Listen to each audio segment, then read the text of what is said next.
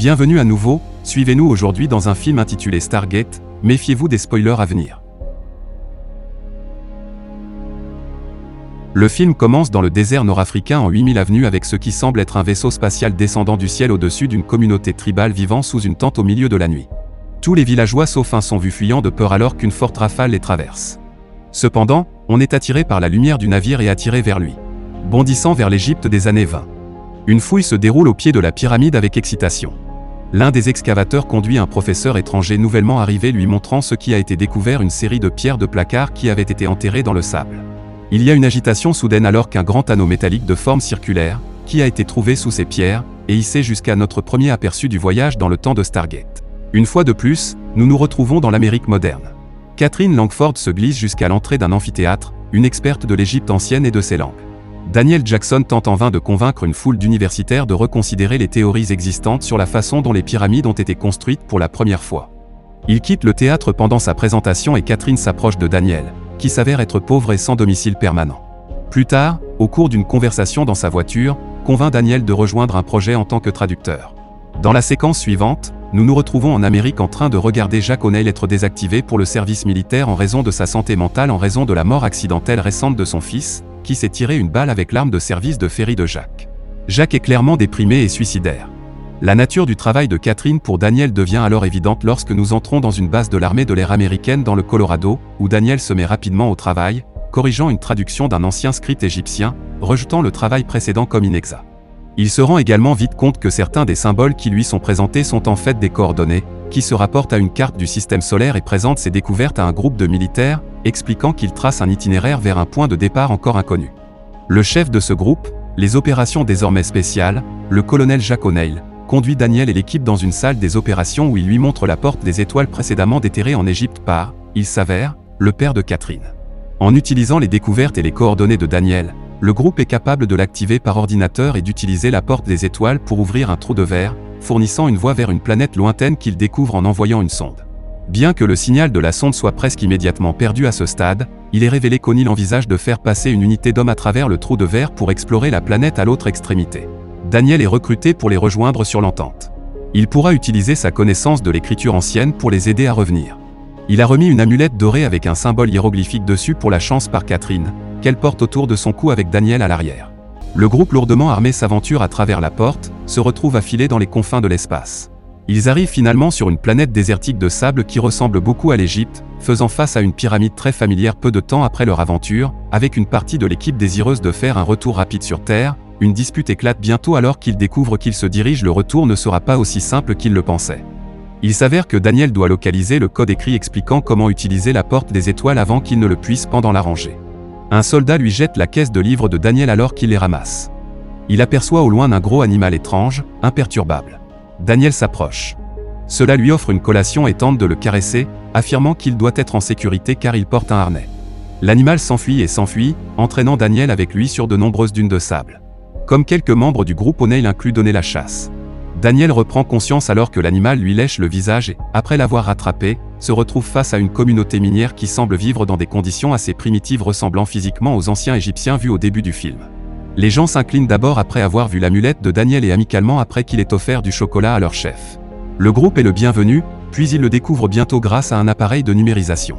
Ces personnes extraient le matériau utilisé pour fabriquer la porte des étoiles, que les experts sur Terre pensaient avoir des origines extraterrestres pendant leur temps avec la communauté. Le chef Kazo offre à Daniel une nourriture étrange, qui, selon lui, a le goût du poulet et comme cadeau de sa fille Seruti. En conséquence, la population locale pense qu'ils sont maintenant mariés.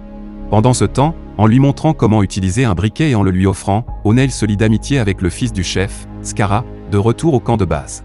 Les troupes restantes sont obligées de se mettre à l'abri d'une violente tempête de sable à l'intérieur de la pyramide. Plus tard, lorsque le navire des séquences d'ouverture revient, ils sont engagés dans une fusillade.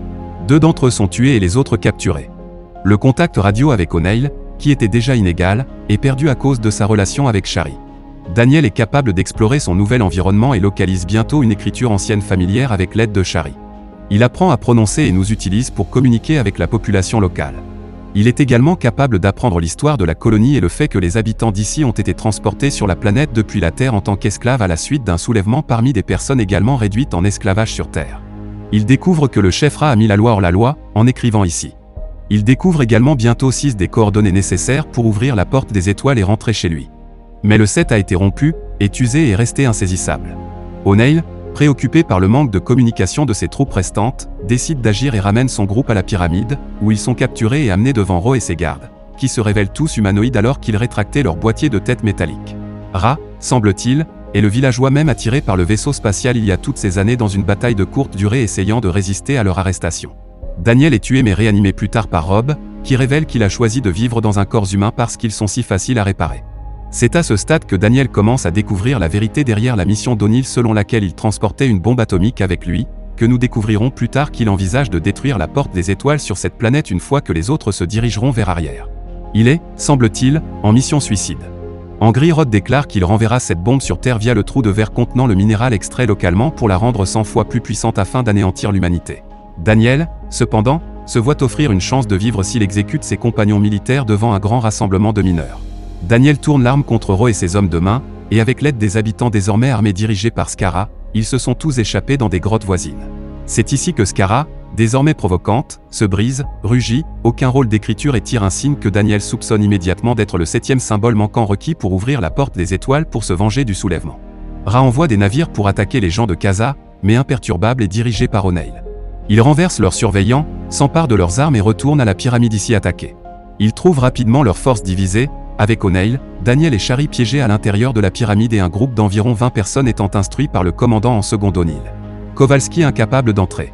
Après avoir été attaqué par les airs, l'équipage de Kowalski épuise toutes ses munitions et sous ses instructions, lève les mains en signe de reddition.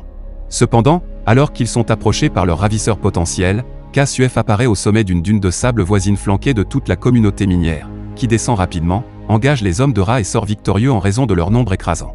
Pendant ce temps, à l'intérieur de la pyramide, O'Neill ayant localisé et réglé la minuterie de la bombe. Des bagarres avec le garde principal de Ra finissent par le vaincre en activant un dispositif de téléportation très avancé et en l'écrasant avec lui en même temps. Daniel est sur le point d'utiliser la technologie de Ra pour faire revivre Kari, qui avait été tué lors de la confrontation précédente, une fois réunis avec O'Neill et à quelques secondes de la fin avant que la bombe n'explose. L'idée de téléporter la bombe jusqu'à ce qu'elle rugisse en montant le navire alors qu'il tente de s'échapper. La bombe arrive, explose et alors qu'elle se déchire, rugit et son navire. On nous donne un aperçu de son moi extraterrestre d'origine, avec les menaces externes désormais éliminées. Daniel et les troupes sont maintenant libres de rouvrir la porte des étoiles, avec O'Neill, auparavant sombre, maintenant dans un esprit plus positif et prêt à retourner sur Terre. Daniel, quant à lui, choisit de rester sur la planète avec sa femme. Daniel presse l'amulette dans celle d'O'Neill. Parman lui demande de dire à Catherine qu'il l'a bien amenée. Bonne chance. On a l'impression qu'ils se reverront un jour. Aimez et abonnez-vous pour regarder plus de vidéos comme celle-ci. Et n'oubliez pas d'activer vos notifications. Cela aide vraiment ma chaîne. Merci d'avoir regardé.